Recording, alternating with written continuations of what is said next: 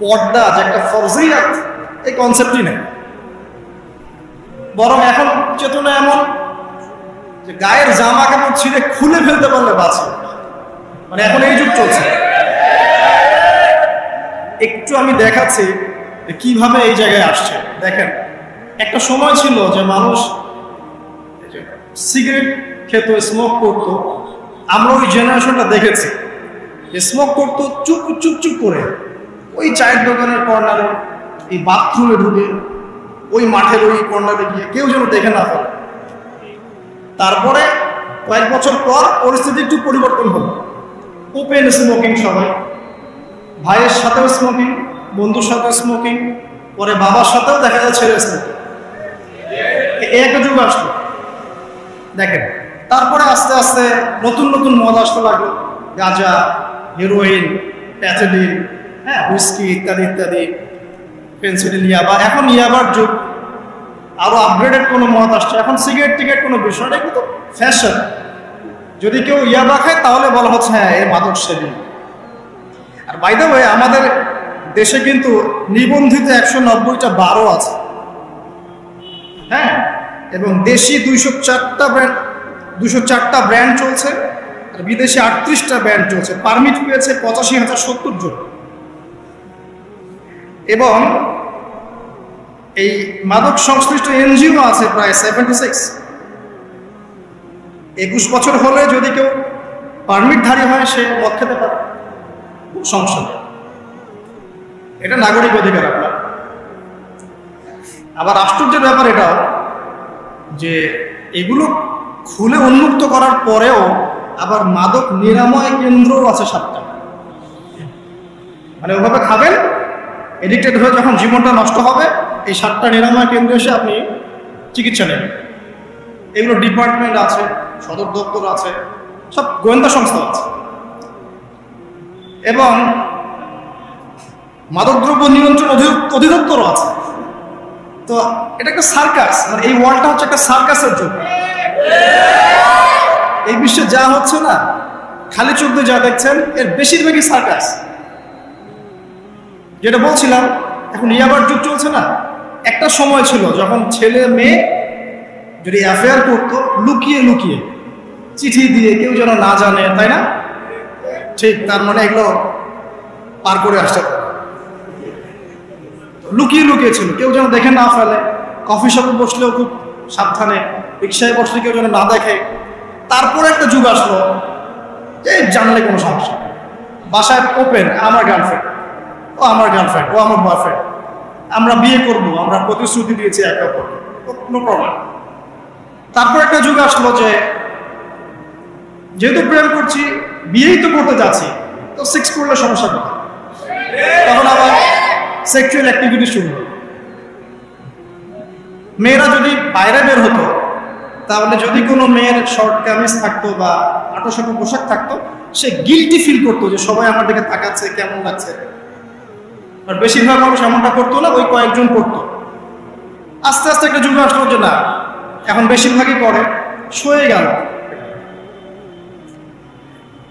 তারপর একটা যুগ আসছে সরাসরি সেক্স, প্রেম টেম কিছুই নাই, এখনকার sex.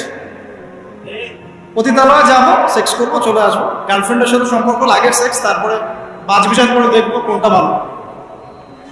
R by the way, আমাদের দেশে 14টা পতিতালয় আছে, হ্যাঁ। আর এগুলো আমি বানিয়ে বলছি না, আপনি গুগল করলেই দেখতে পাবেন। তারপর একটা যুগ আসছে এখন যে হিজাব তো সরিয়েছি, তারপর আস্তে আস্তে ড্রেসটা একটু ছোট হলো, তারপর একটু টাইট ফিটিং, ঠিক আছে, একটু শর্ট করতে করতে এখন রেভলিউশন আসছে, এটাও খুলে ফেলে দিতে।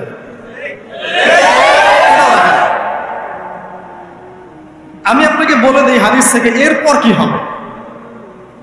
ওই যে গোপনে গোপনে জেনা এবং এই যে অল্প অল্প অশ্লীলতার যুগটা থেকে যখন প্রকাশ্যে জেনা আর অশ্লীলতার সয়লাভের যুগটা আসছে এখন, এরপরে হবে কি, মানুষ রাস্তাঘাটেই জেনা করবে। রাস্তাঘাটে এইখানে কেউ সেক্স করতেছে, ওইখানে কেউ সেক্স করতেছে, ওইখানে দেখবেন, এইখানে দেখবেন। বিশ্বাস হচ্ছে না? এটা নবী সাল্লাল্লাহু আলাইহি ওয়াসাল্লাম বলেছেন যে কিয়ামত হবে না ততদিন পর্যন্ত, যতদিন মানুষ রাস্তাঘাটের আনাচে কানাচে জেনা করবে। তখনকার সবচেয়ে ভালো মানুষ যে হবে সে কে জানেন? যে গিয়ে ওদেরকে বলবে যে কাজটা এখানে করছো একটু দেয়ালের পিছনে যে করতে পারতো না, এ হবে সবচেয়ে ভালো মানুষ। হাদিসে এমন ভাষা এসেছে। যুগ কিন্তু হঠাৎ করেই এরকম ফাসাদপূর্ণ হয় নাই, আস্তে আস্তে আস্তে আস্তে দেখেন, প্রথমে মাদক গোপনে, দেন প্রকাশ্যে, তারপর একটা ফ্যাশন হয়ে গেল, সবাই খাচ্ছে, কে কি করে। প্রথমে পর্দা সবাই করতো মোটামুটি, 100 বছর আগের যুগে যান দেখুন ম্যাক্সিমাম পর্দা। তারপরে আস্তে আস্তে রেভলিউশন, ফ্যামিনিস্ট রেভলিউশন, কাপড় ছোট হতে হতে হতে এখন বিকিনি যুগ আসতেছে, সবাই বিকিনি পরে ঘুরে। কে এগুলোর বলার আছে? আমার পোশাক আমি করবো, আপনার বলার কি অধিকার আছে? আমার দেহ আমার সিদ্ধান্ত, আমার দেহ আমার সিদ্ধান্ত। এরপরে আসবে ওই যুগটা যখন মানুষ রাস্তাঘাটে জেনা করবে, আর আল্লাহ রাব্বুল আলামিন বলেছেন তার রাসূলের মাধ্যমে ওদের সামনে কিয়ামত হবে ইনশাআল্লাহ। মানুষ এইভাবে ফাসাদে জড়িয়েছে। মুসলিম পরিবারে জন্মগ্রহণ করার পরেও এই জিনিসগুলো অমুসলিমরা করুক, খ্রিস্টানরা করুক, বৌদ্ধরা করুক, ইহুদিরা করুক, আমাদের কিচ্ছু যায় আসে না। ওরা সারা দেশ সভ্যতা একাকার করে ফেলাক, আমাদের কিচ্ছু যায় আসে না। মুসলিম পরিবারে জন্মগ্রহণ করার পরে একটা মুসলিম ছেলে, মুসলিম মেয়ে কিভাবে এগুলো দেখবেন? মুসলিম পরিবারে জন্ম নিয়েছে, নামাজ নাই, কোরআন তেলাওয়াত নাই, আল্লাহর তো জিকিরের কোনো খবরই নাই। তারপরে দিব্যি সুদ খাচ্ছে, ঘুষ খাচ্ছে, এটা ফ্যাশন। দুর্নীতি এটা কমন, সবাই করে, আমি একটু বলবো সমস্যা কোথায়। সবার ভিতরে একটা মানে আত্মিক দুর্নীতি, মানে আমাদের আত্মাটাই দুর্নীতিগ্রস্ত হয়ে গেছে। যখন একটা মানুষের আত্মা দুর্নীতিগ্রস্ত হয়ে যাবে তখন তার কাজগুলো হবে এরকম। একজন রাইটারের বই পড়ছিলাম, তিনি লিখেছেন যে এখন চলমান যে সময়টুকু চলছে এটা কিন্তু অনেক আগের বই, ওই সময়ের কথা তিনি বলছেন যে এখন যে চলমান সময় চলছে এই যুগে যদি আত্মাটাকে দেহের রূপ দেয়া যায় আর দেহটাকে আত্মার রূপ দেয়া যায় তাহলে দুর্গন্ধে কোনো মানুষ আমার কাছে আসবে না। আমি বুঝাতে পারিনি মনে হয়। আমাদের সুন্দর দেহটাকে যদি আত্মা বানিয়ে দেওয়া হয় আর আমাদের কুৎসিত আত্মাটাকে যদি দেহ বানিয়ে দেওয়া হয়, এত বিভৎস দেখাবে, সামনে কেউ যাবে না। তো যেটা বলছিলাম, ধর্ম মুসলিমদের মধ্যেই ফাসাদ চলছে, ইকোনমিক সেক্টরে ফাসাদ, রিবা, দুর্নীতি, সুদ, ঘুষ, কমনে সবাই করছে। মুহাম্মদ সাল্লাল্লাহু আলাইহি ওয়াসাল্লামের উম্মত কিন্তু আমরা কিন্তু আল্লাহর সেই বান্দা যাদের পিতাকে আল্লাহ পাক ফেরেশতাদের সামনে সিজদা করিয়েছেন জ্ঞানের কারণে। সমাজের ক্ষেত্রে যান, দেখবেন সমাজের কাঠামোগুলো ভেঙে পড়ছে। প্রতিবেশী কে থাকে সেটাও মানুষ এখন জানে না, যে আমার পাশে বসে আছেটা কে। একজন আরেকজনের উপকার করা, কাউকে ছাড় দেয়া দিন দিন কমে যাচ্ছে। দেখবেন কারো উপকার করা এটাকে মানুষ বিরক্তি মনে করছে। রাস্তাঘাটে চলবেন, কেউ ছাড় দিতে রাজি না। যে আপনার আগে যেতে পারবে সে সফল, ভাবখানা, কেউ ছাড় দিতে রাজি না। রাস্তার নিচু থেকে উঁচু শ্রেণী পর্যন্ত কেউ অন্যের স্বার্থে নিজের স্বার্থ বিসর্জন দিব, ছাড় দিব, এটা চিন্তা করা যাচ্ছে না। সমাজের কাঠামো কিন্তু ভেঙে গেছে। রাস্তাঘাটে দেখবেন বেপরদামি, প্রিমিক্সিং, জেনা, অশ্লীল মুভিজ। সমাজের কাঠামো বলে কিছু নাই, যা আছে একটা খোলস, ভিতর থেকে এটা পুরো পচে গেছে। পচলো কার কারণে? আমার কারণেই তো, আমার আপনার কারণেই পচেছে। কিভাবে হচ্ছে আমি সেদিকে যাচ্ছি। পলিটিক্সে যান, গ্লোবাল অ্যাফেয়ার্সে যান, ফাসাদ আর ফাসাদ। বিশ্ব নিয়ন্ত্রণের এখন একটাই কাজ, যুদ্ধ বাঁধিয়ে দেওয়া আর অস্ত্র বিক্রি করা। কারণ কার কারণ আজকে যুদ্ধ বাঁধাবে আর কোথায় কোথাও অস্ত্র বিক্রি করবে, এটাই টেন্ডেন্সি, কিচ্ছু না। মানুষের জীবনে কোনো মূল্যই নেই। একটা বোমে যে ইয়েমেনের হাজার হাজার শিশু মারা যাচ্ছে, কোনো ফিলিংসই নেই। বাচ্চাগুলো মরে গেল, কি হচ্ছে? মনে পিঁপড়া দোলে দিলে যেমন মানুষের কোনো ফিলিংস থাকে না, মানুষের জীবনের মূল্য এমন হয়ে গেছে। নবী সাল্লাল্লাহু আলাইহি ওয়াসাল্লাম এটা বলেছিলেন, শেষ জামানে হারাজ বেড়ে যাবে। হারাজ মানে হত্যা। কাতেল যে হত্যাকারী সে জানবে না লিমা কাতালা, কি জন্য সে হত্যা করলো। মাকতুল, সে জানবে না যে লিমা কুতিল, কি জন্য তাকে হত্যা করা হলো। আর নিয়ন্ত্রণ শক্তি যারা, সমস্ত বিশ্বটাকে ওদের দাসত্বের মধ্যে আনতে চায়। আর এই দাসত্বের পথে একমাত্র বাধা হচ্ছে মুসলিমরা, বাকিরা তো আর বাধা না। এই কারণে মুসলিম সমাজের মধ্যে এগুলো বেশি বেশি ছড়িয়ে দেওয়া হচ্ছে, পর্ন, জিনা, মাদক, এটা সেটা, যাতে করে মুসলিমদের আধ্যাত্মিক যে শক্তিটা এটা না থাকে। যখন আপনার কাছে আধ্যাত্মিক কোনো শক্তি থাকবে না, তখন আপনি পরাজিত। তো সুদ ছড়িয়ে দিচ্ছে সারা ওয়ার্ল্ডে। সুদ কি আর বাংলাদেশ থেকে এসেছে? সুদ পশ্চিম থেকে আসছে। পর্নোগ্রাফি কি বাংলাদেশ থেকে আসছে? পশ্চিম থেকে আসছে। পৃথিবীর প্রথম পর্ন যে মুভি, এটা তৈরি করেছে ব্রিটেন, সরি আমেরিকা। 7 মিনিটের ক্লিপস, ক্যালিফোর্নিয়া শুট করা হয়েছে, এবং তারপর আস্তে আস্তে সারা ওয়ার্ল্ডে ছড়িয়ে দেওয়া হয়। সারা বিশ্বে এই পর্নের বিজনেস হয় $97 বিলিয়ন প্রতি বছর, যার মধ্যে $12 বিলিয়ন প্রফিট করে আমেরিকা। খোলামেলা কথাগুলো, এটা ইন্ডাস্ট্রি একটা। এটা দিয়ে মুসলিম যুবকদের নৈতিক চরিত্রটাকে শেষ করে ফেলা হচ্ছে। আমাকে খুব ভালো মনে হচ্ছে, আপনাকে খুব ভালো মনে হচ্ছে, অমুক হুজুরকে খুব ভালো মনে হচ্ছে, চোখে এসব পড়ে নাই এমন একটা মানুষ খুঁজে পাওয়া যাবে না এই যুগে। এটা আমার বক্তব্য। ইল্লা মাশাআল্লাহ, ইল্লা মাশাআল্লাহ, যদি এমন কেউ থেকে থাকেন যে এইসব মানে কি বলবো, ইন্টারনেট সেকশনের সাথে কোনো সম্পর্কই নাই, তার ব্যাপারটা হয়তো ভিন্ন। বাকি সবার চোখে এগুলো পড়ছে, এবং এটা কমন। এবং এগুলো কিন্তু দিন দিন গ্রামে বাড়ছে বেশি। কারণ কি, শহরের মানুষ এগুলো দেখতে একটু অভ্যস্ত, যে মেয়েরা এমনি হাঁটে, অমনি হাঁটে, এরকমই ড্রেস পরে। আর গ্রামে তো এইসব কম ছিল। যখন গ্রামে এই পর্ন চলে গেছে, তখন গ্রামের যুবককে ঠেকায়। এখন সে প্রতিদিন দেখা যাচ্ছে গ্রামে গঞ্জে ধর্ষণ বাড়ছে। মেয়ের কাছে একটা ভোগের বস্তু, পশুত্ব দমন করতে পারছে না, আক্রমণ। আর এসবের যেহেতু ইসলামিক কোনো বিচার হচ্ছে না, ইসলামিক লস কেমন, যে একজন চুরি করেছে, জুমার দিন নামাজ হবে, নামাজের পরে সমস্ত এলাকার লোকজন দাঁড়িয়ে থাকবে, সমস্ত এলাকার লোকজনের সামনে তার হাতটা কেটে ফেলে দেবে। এলাকার সব লোক দেখবে চুরি করলে এই শাস্তি, ভয় আর চুরি করতে যাবে। কেউ কাউকে অন্যায়ভাবে হত্যা করেছে, তারও কেসাস করতে হবে, এবং সেটা সবাই জানবে যে ও হত্যা করেছে, এ তাকে কেসাস করেছে। কেউ কারো চোখ উপরে ফেলেছে, ওরও চোখ। কেউ কারো হাত ভেঙে ফেলেছে, ওরও হাত। হাতের বদলে হাত, চোখের বদলে চোখ, কানের বদলে কান, কেসাস। ধর্ষণ করেছে, জনসম্মুখে সবার সামনে নিয়ে এসে দেন কোর্ট বসে সাক্ষী প্রমাণ নিয়ে মৃত্যুদণ্ড।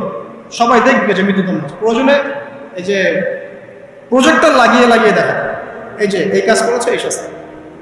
রাস্তাঘাটে ইফটিজিং হচ্ছে, মোবাইল কোর্ট থাকবে, ইফটিজিং হচ্ছে, রিপোর্ট প্রমাণ ধরা হবে, সাথে সাথে বিচার। এরকম একটা মাস করলে পরে দেখবেন অপরাধের মাত্রা বাড়ে না কোনো। আল্লাহর কসম করে বলছি, এটা ইনশাআল্লাহ 80% কমে যাবে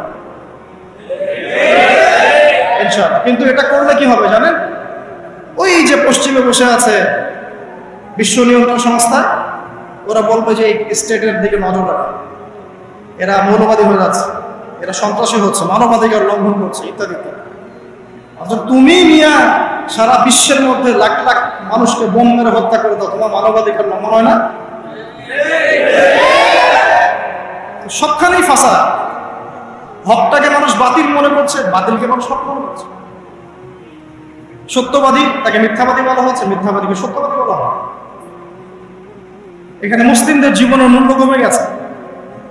ওদিকে আর লম্বা করছি না, আমি আমার লেকচারের মূল জায়গায় আসছি। এখান থেকে আমি লেকচার একটা দিকে ফোকাস করে আমি শেষ করব। সেটা হলো, এই সমস্ত প্রবলেমসগুলো আমাদের পক্ষে সলভ করা সম্ভব নয়। সলভ করার মতো ক্ষমতা আমাদের নাই। অনেক ক্ষেত্রে আমাদের সেই জ্ঞানও নাই, এগুলো নিয়ে ভাবার সময়ও নাই। কিন্তু একটা জায়গায় আমরা ফোকাস করতে পারি, একটা জায়গায়। আজকের লেকচারের এইটা সবচেয়ে মূল জায়গা। সেটা হচ্ছে, আল্লাহ পাক আমাদেরকে স্ব পরিবার দিয়েছেন, তাই না? এবং এই পরিবারটা হচ্ছে একটা সমাজের গঠন একক। আমরা পড়েছি না, গঠন একক। একটা জিনিস, একটা কোষ, তার মধ্যে ঘটনা আছে না, অনুপরমাণু আছে না। সমাজ হচ্ছে, সমাজের পরমাণু হচ্ছে পরিবার।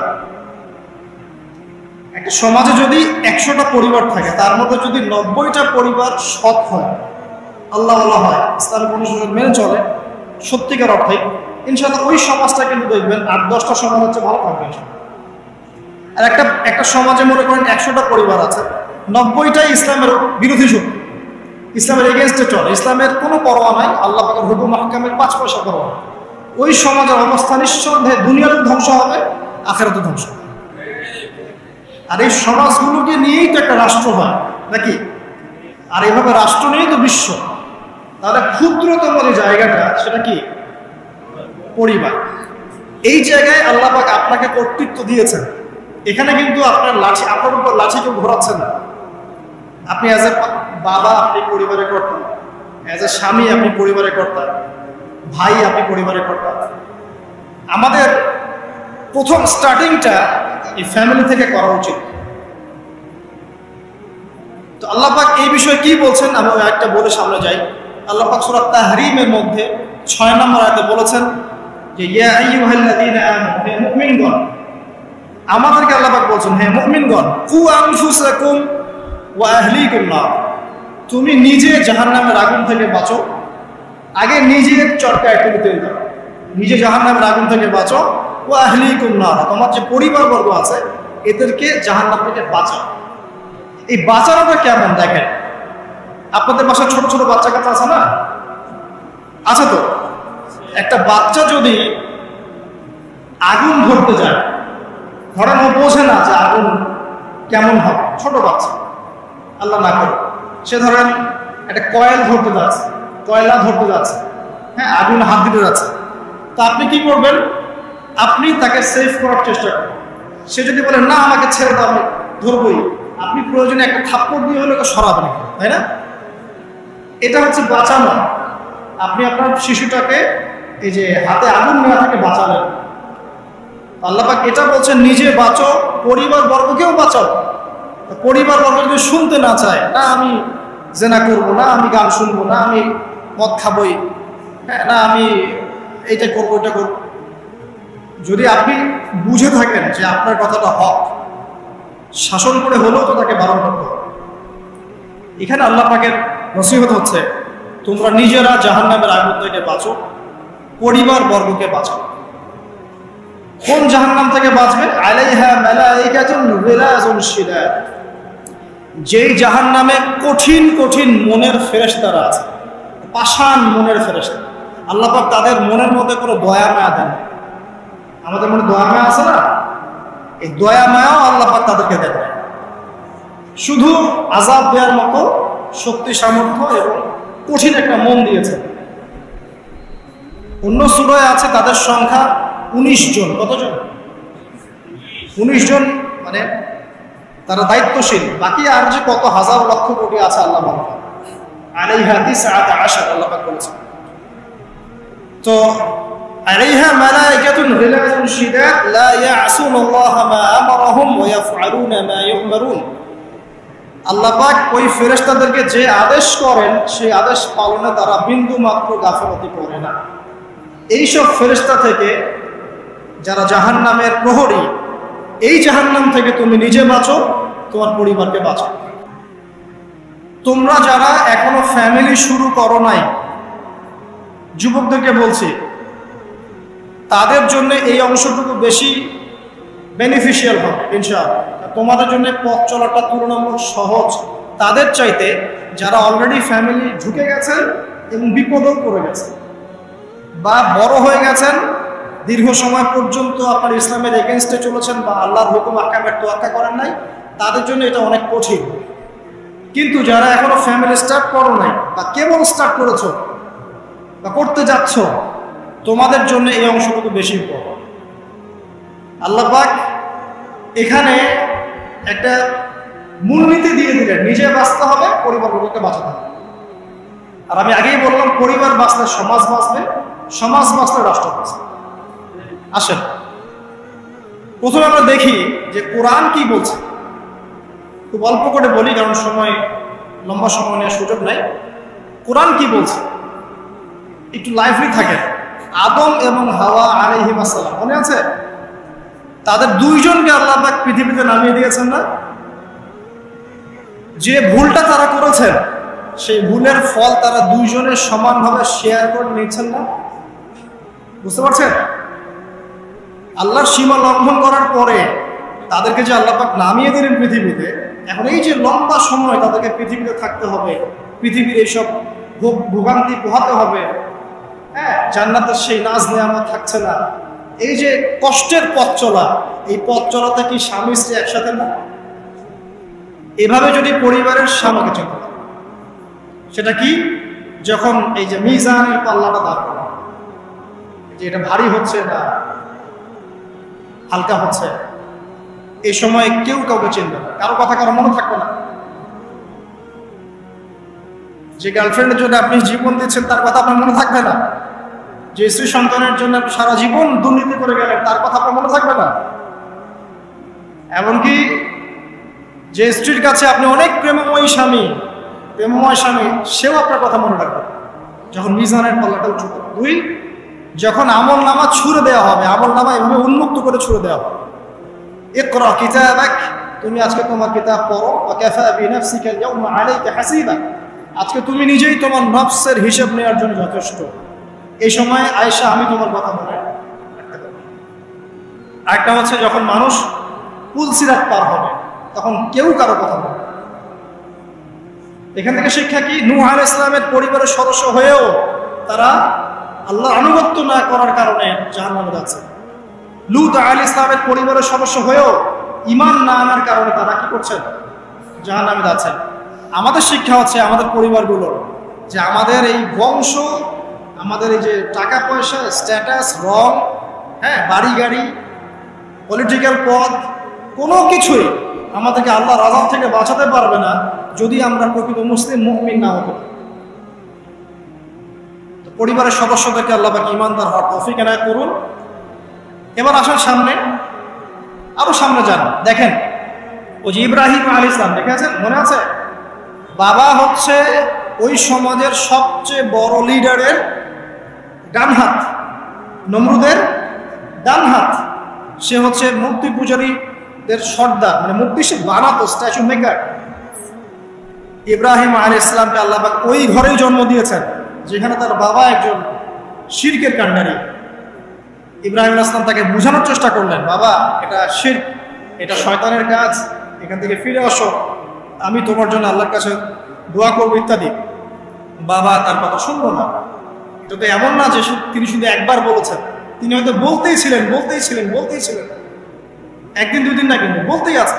এক পর্যায়ে বাবা তাকে বের করে দেন বাসা থেকে, ফাহজুরহুম, এখান থেকে বের হয়ে যাও।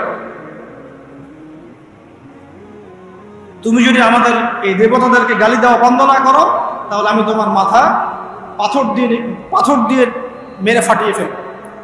ওয়াহজুরনি মালিয়া, আমাকে একা ছেড়ে দাও, ছেড়ে দাও, মানে আমরা তাড়িয়ে দেই না, গেট লস্ট, এরকম করে ইব্রাহিম আলাইহিস সালামকে বের করে দেওয়া। কিন্তু তিনি বললেন সালামুন আলাইক, বাবা আপনার উপর শান্তি বর্ষিত হোক। হ্যাঁ আমার আব্বা, আপনার প্রতি শান্তি বর্ষিত হোক, আমি আল্লাহর কাছে আপনার জন্য দোয়া করব। পরে যখন আল্লাহ পাক তাকে বললেন যে কোনো মুশরিকের জন্য তোমার দোয়া করার সম্ভাবনা পাবে না, তখন থেকে ইব্রাহিম আলাইহিস সালাম দোয়া করা বন্ধ করলেন। এখানে দেখেন ছেলে, একজন যুবক ছেলে, তার মধ্যে ঈমান এসেছে, সে তার পরিবারের চলমান শিরকের বিরুদ্ধে কথা বলছে, প্রয়োজনে সে সেখান থেকে স্কিপ করেছে, তাকে বের করে দেওয়া হয়েছে, সে চলে গেছে, তারপরেও কিন্তু তাওহীদের সাথে শিরকের আপোষ করে না।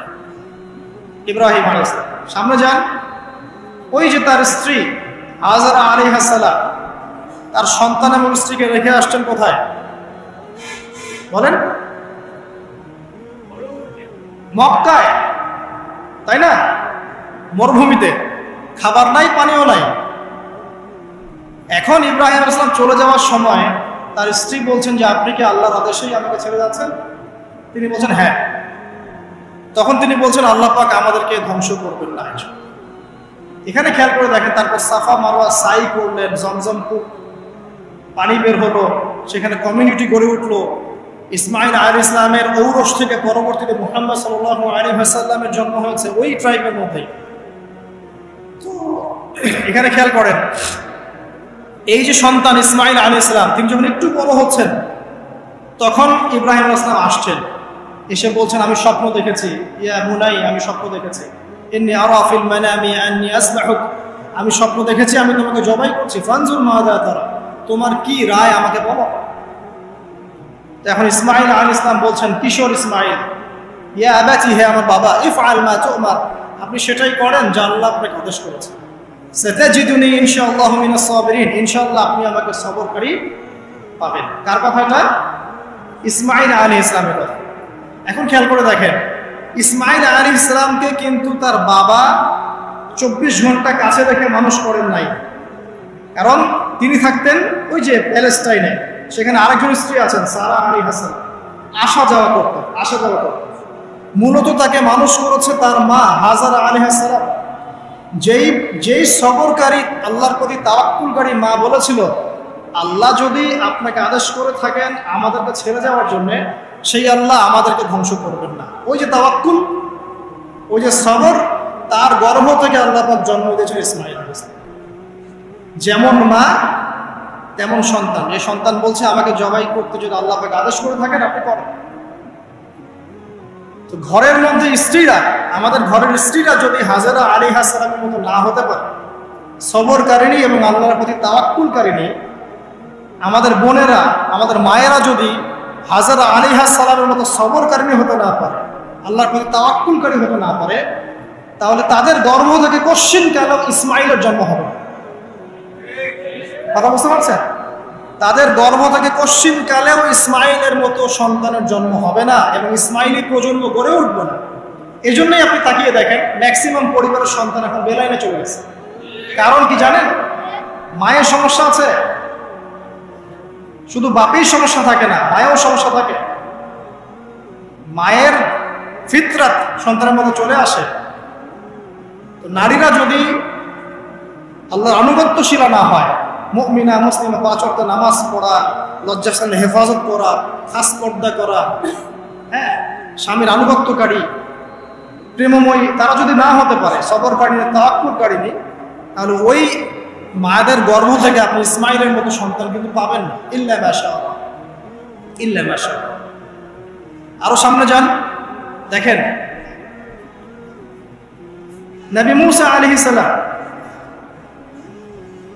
একজন ব্যক্তিকে একটা ঘুষি দিয়েছেন, সেই ব্যক্তি ওইখানে স্পট ডেড, আর ফেরাউনের লোকজন তাকে ধাওয়া করছে। মূসা আলাইহিস সালাম মিশর থেকে চলে গেলেন মাদিয়ান নামক জায়গায়। মাদিয়ানে আরেকজন নবী আছেন, তার নাম হচ্ছে শুআয়ব আলাইহিস সালাম। সেখানে গিয়ে তিনি গাছের নিচে বসে আছেন, দেখলেন দুজন মেয়ে দূরে দাঁড়িয়ে আছে, পানি নেওয়ার মতো চান্স পাচ্ছেন না। ওই কওমের লোকজনের শক্তি বেশি, তো তিনি একটু শক্তিশালী ছিলেন, মূসা আলাইহিস সালাম। তিনি গেলেন, গিয়ে শক্তি খাটিয়ে ওদেরকে পানির ব্যবস্থা করে দিলেন, দিয়ে আবার সেই গাছের এখানে এসে বসলেন, বসে আল্লাহর কাছে দোয়া করছেন, রব্বি, হে আমার রব, লিমা আনজালতা ইলাইয়া মিন খায়রিন ফাকির। এখানে কিন্তু তার কোনো গৃহ নাই, থাকার জায়গা নেই, খাওয়ার কিছু নাই, কোনো পরিচিত কেউ নাই, একদম নিঃস্ব শূন্য হাতে হাত উঁচু করে আল্লাহর কাছে বলছেন, রব্বি ইন্নী লিমা আনজালতা ইলাইয়া মিন খায়রিন ফাকির। হে আল্লাহ, আপনি আমার উপর যে অনুগ্রহটা বর্ষণ করবেন, আমি এর জন্য ভিখারি হয়ে বসে আছি। এবার আল্লাহ পাক ওই একটা মেয়েকে পাঠালেন। ওই মেয়েটা আসলো লাজুক ভঙ্গিতে, লজ্জাশীলতা, চোখ নিচু করে। এই যে এখনকার এই যে ব্লাউজ ছাড়া শাড়ি পরা জেনারেশন না, এরা চক্ষু নিচু করে আসলেন। এই হাঁটাটাকে আল্লাহ পাক প্রশংসা করেছেন। সে লজ্জাশীলতার সাথে হেঁটে আসলো, এসে মূসা আলাইহিস সালামের সামনে দাঁড়িয়ে চক্ষু নিচু করে বলল যে আমার বাবা আপনাকে ডাকছেন, আমার বাবা আপনাকে ডাকছেন। এই লজ্জাশীলতা মেয়েদের মধ্যে কোথায় পাবে না? একটা হাদিস আছে, যখন তোমার মধ্যে লজ্জা থাকবে না, তোমার দ্বারা যে কোনো পাপ করা সম্ভব। হাদিস আছে, যে কোনো পাপ করা সম্ভব। বিকিনি পরেও কয়েকদিন পর ঘুরবে এরা, আমি বলে দিচ্ছি, দেখে নিয়েন ইনশাআল্লাহ।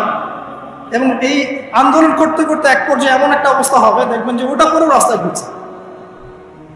মানে ওরা দেশটাকে ওই আমেরিকান এবং ব্রিটেনদের পশ্চিমা সংস্কৃতির রঙে সাজাতে চায়। আর এই নোংরা অসভ্যতার নাম দিয়েছে প্রগতিশীলতা। শয়তান অনেক বেশি প্রগতিশীল ছিল এবং এখনো আছেও। ওই মেয়ের হেঁটে আসাটাকে আল্লাহ প্রশংসা করছেন।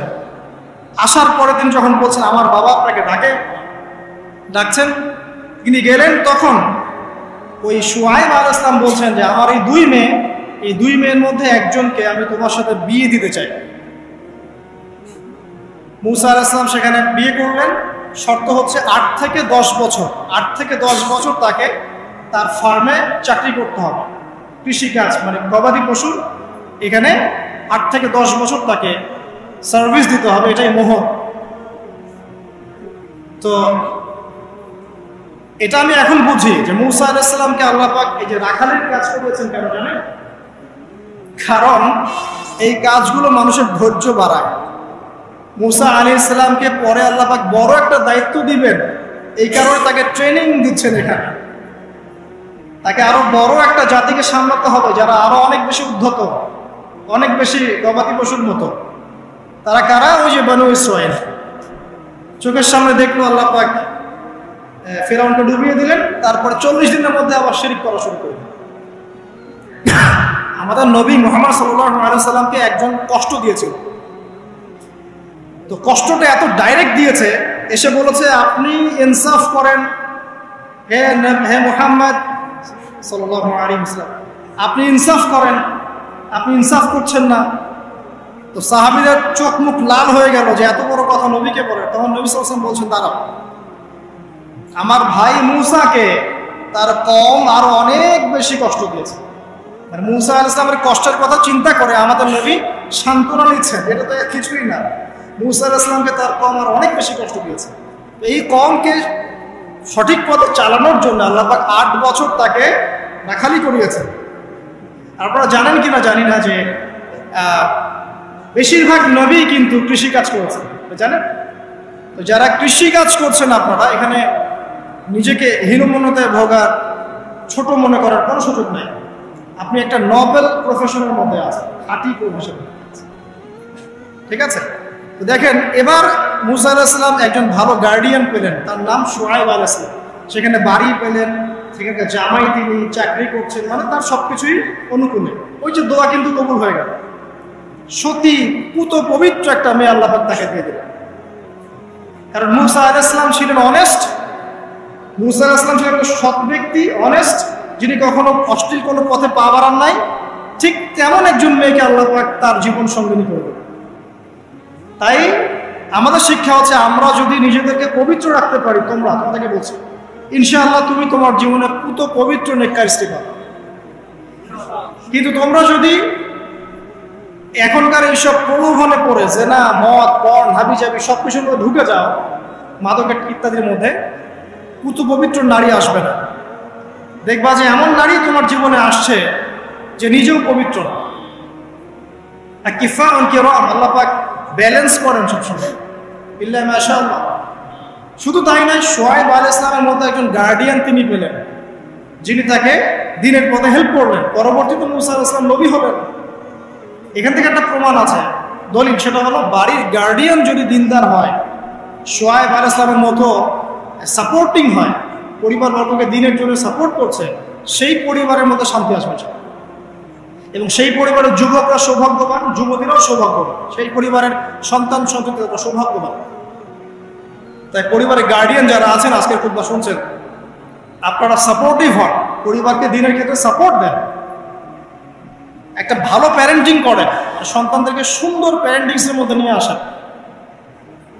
আসুন সামনে যাই, এবার একটা কনক্লুশনের দিকে যাচ্ছে। আসেন, তো কোরআনের পরতে পরতে এরকম দলিল আছে। আরো দেখবেন, ইয়াকুব আলাইহিস সালাম মৃত্যুবরণ করছেন, সন্তানদেরকে ডেকে বলছেন যে আমার পরে তোমরা কার ইবাদত করবে। মানে তিনি কনসিয়াস যে আমার পরে বাচ্চা কাচ্চারা আবার যেন বিভ্রান্ত হয়ে না যায়, তোমরা কার ইবাদত করবে ডেকে বলছেন। আর আমরা ওই সময় ডেকে বলতাম যে আমার ব্যাংকের 10 কোটি টাকা আছে, 1 কোটি ওকে দিস, আর 1 কোটি ওকে দিস, হ্যাঁ আমার জমি জমা এগুলো আছে, ওকে এটা দিস, ওকে এটা দিস। উনি ডেকে বলছেন তোমরা আমার পর কার ইবাদত করবে। সন্তানরা বলছে আমরা এক আল্লাহর ইবাদত করব, যার ইবাদত আপনি করেছেন, আপনার পিতাও করেছেন। সচেতন গার্ডিয়ান। সামনে যান, আপনি দেখবেন ইউসুফ আলাইহিস সালাম যিনি যে জেলখানায় বন্দী হলেন, পরে মিশরের খাদ্যমন্ত্রীর দায়িত্ব পেলেন, তার বাবা ইয়াকুব আলাইহিস সালাম কাঁদতে কাঁদতে চোখ অন্ধ হয়ে গেল। দেখেন, যখন ইউসুফ আলাইহিস সালাম তার ভাইদেরকে বললেন, এই যে এই রুমালটা নিয়ে যাও, আমার বাবার চোখের উপরে দিবে, ইনশাআল্লাহ সে দৃষ্টিশক্তি ফিরে পাবে। এটা পড়েন নাই মনে হয়, সূরা ইউসুফের মধ্যে আছে। এই রুমালটা যখন আমার বাবার চোখের উপর দিবে, তখন সে তার দৃষ্টিশক্তি ফিরে পাবে। তখন ওই রুমালটা যখন তারা বহন করে নিয়ে আসছেন, অন্ধ ইয়াকুব আলাইহিস সালাম তিনি বলছেন যে আমি দূর থেকেই ইউসুফের গন্ধ পাচ্ছি। সূরা ইউসুফ আর জুলাইখার প্রেম কাহিনী নয়।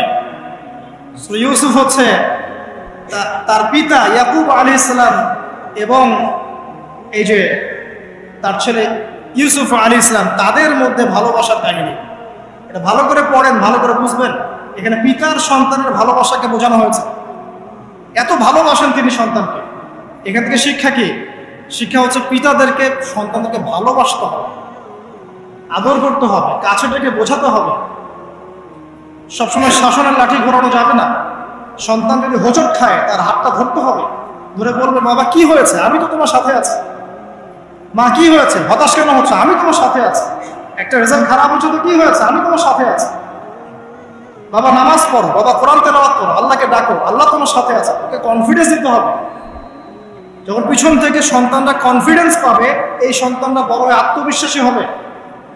আর পিছন থেকে যখন আপনি তাকে সবসময় শাসন করতে থাকবেন, জুলুম করতে থাকবেন, এ বড় হয়ে আপনাকে বৃদ্ধাশ্রমে বাড়াবেন, তো কোথায় পাঠাবে?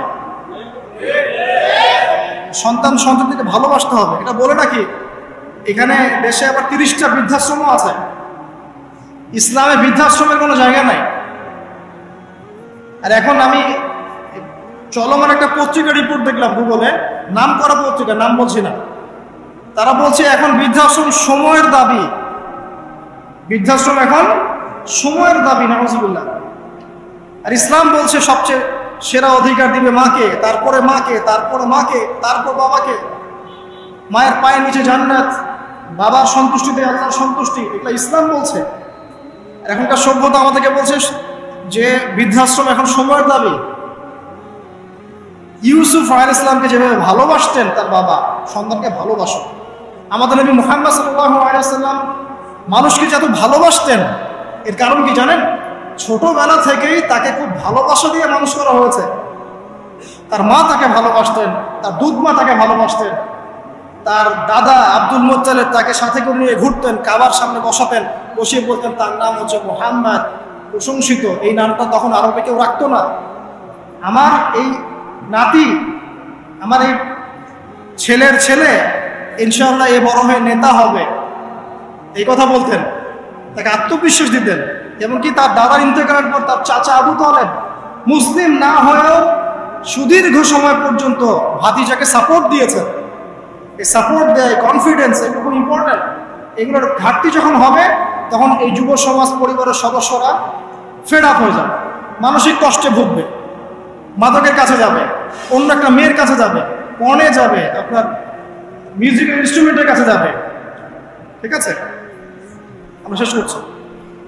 এখান থেকে একটা শিক্ষা হচ্ছে যে আমাদের পরিবারের সদস্যদেরকে ভালোবাসা এবং তাদের প্রতি কনফিডেন্স দেয়া, তাদেরকে আল্লাহর পথে চলতে সাহায্য করা। ইনশাআল্লাহ দেখবেন যে তারা আপনাকে সম্মান করবে, আপনাকে একজন বন্ধু মনে করবে, যে না আমার পাশে কেউ আছে, আমি একা নই, এমনটা ফিল করবে।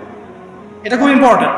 শেষ করার আগে এই যে কোরআনিক কিছু আমি জাস্ট এক্সাম্পল দিলাম, বিচ্ছিন্ন এক্সাম্পল কোরআনে এইভাবে আসে। এছাড়া লোকমান আলাইহিস সালামের ঘটনায় আপনি পাবেন সূরা লোকমানের মধ্যে সন্তানকে ডেকে কত নসিহত করছে, বাবা শিরিক করো না, সৎ কাজে আদেশ করো, অসৎ কাজে নিষেধ করো, পিতামাতার খেদমত করো। আর আমরা বাচ্চাদেরকে কি শিখাই? জমি জমা, বাড়ি গাড়ি তাড়াতে হবে, চাকরি করতে হবে, এটা আগে সন্তানকে শেখাচ্ছে বাবা আল্লাহকে চিনো, আল্লাহ বলে একজন আছে, তাকে চিনো আগে, তার সাথে কাউকে শরিক করো না। শিরকের শিক্ষা কোথায় এখন পরিবারের মধ্যে? তো কোরআনে এরকম অসংখ্য দলিল আছে। শেষ করার আগে আমি যেটা বলতে চাই যে